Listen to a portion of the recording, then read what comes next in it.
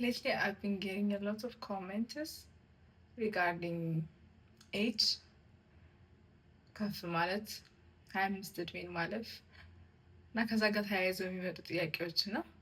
Everyone in my circle have this question of who is the right person, like who can be the perfect fit for me, na?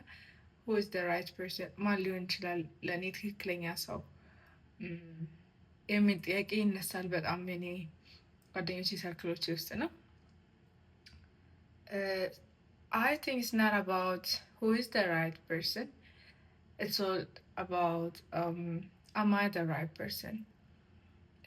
ብዙ ጊዜ የምንፈልገው ሰው ወይንም አጋራችን እንዲሆን የምንመኘው ሰው ይሄ ኳሊቲዎች ቢኖሩት ብለን ብዙ ጊዜ ሜንሽን እናደርጋለን። ከዛ ግን ቫይስ ቨርሳ አናየውም። ብዙ ጊዜ አማይ ዳት ፐርሰን ሰውየው እንደዛ እንዲሆን የምፈልገው እኔ እንደዛ ነው ነኝ ወይ? ያ ባህሪ ያለ ለምሳሌ ታጋሽ ሰው እፈልጋለሁ፣ ትዕግስተኛ ሰው እፈልጋለሁ ስንል እኔ ትዕግስተኛ ሰው ነኝ ወይ? ሰው የሚወድ እኔ ሰው መውደድ እችላለሁ ወይ? የምንፈልጋቸው ኳሊቲዎች ሌላ ሰው ላይ የምንፈልጋቸው ኳሊቲዎች I think it's best that we start doing them on us, training ourselves to have those qualities so that when the person with the right person for us, when the right person comes, he noticed and he sees and say, okay, maybe this is the person that I was looking for. So you be the one. Now, ብዙ ጊዜ የምንፈልገው ነገር ያለው ወደዛኛው አቅጣጫ ላይ ነው እንጂ እኛ ጋር አይደለም።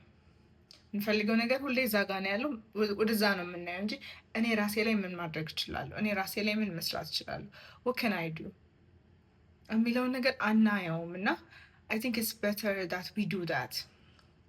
ራስ ላይ መስራትን የመሰለ ነገር የለም። ራስ ባህሪ ላይ፣ ራስ ማንነት ላይ፣ ማንነትን ማወቅ ላይ ስፔሻሊ ደግሞ ሜታ ሪኮግኒሽንን ማወቅ የማታውቁት ሰዎች በሌላ ቪዲዮ ክሊር አደርግላቸዋለሁ ሜታ ሪኮግኒሽን ምን እንደሆነ። ግን እሱን ማወቅ መረዳት፣ ጭንቅላታችን እንዴት ኮኔክትድ እንደሆነ፣ እንዴት ዋየርድ እንደሆነ፣ ላይፋችን ላይ ያሉትን ፓተርኖች አንደርስታንድ ማድረግ፣ እነዚህ ነገሮች ራሳችን እንድናውቅ የምንፈልገውን ነገር እንድናውቅ ያደርገናል። ፕላስ የምንፈልገው ሰው እንዲሆን እንፈልጋለን ብለን የምንፈልገው ሰው ራሳችን እንድንሆን ያደርጋል። So the next time when that person comes and was looking for somebody that he was like, okay, እንደዚህ አይነት ሰው you are that person, you already are that person። አለበለዚያ